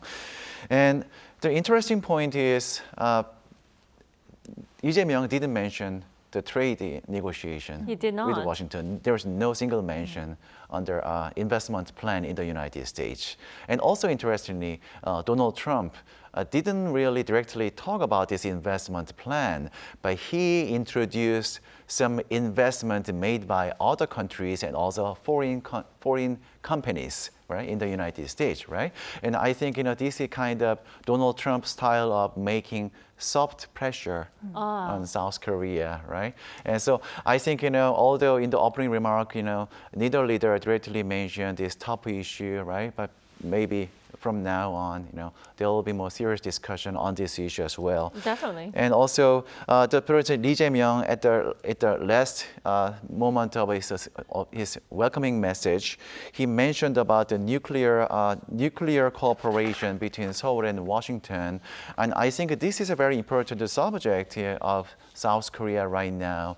So we had a nuclear cooperation agreement between the two countries. It was originally signed in 1974 and the last renewed in 2015. So under this agreement, the South Korea can use American nuclear technology and American nuclear fuel and equipment. But however, we need Washington's consent to enrich uranium and also reprocess spent fuel.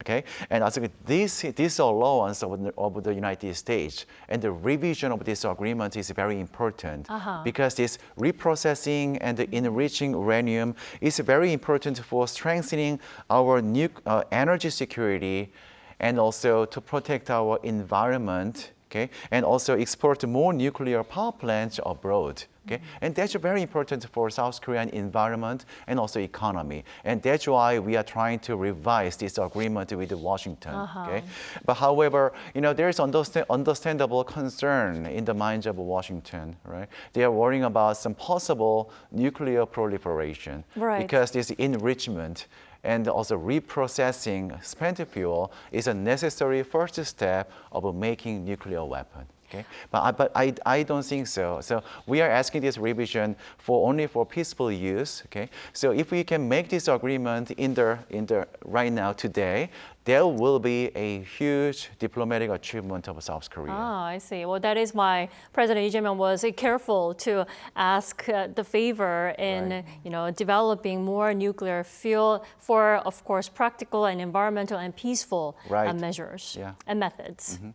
All right, Professor Choi, thank you so much for being with us this afternoon. We appreciate your insight as always. Thank you so much. And also, Poo-kyung, thank you so much for being with us again. We appreciate your coverage. Thank you. And we also thank you for staying with us for our special coverage of the Rok-U.S. summit. This has been Kim Da-mi. Goodbye.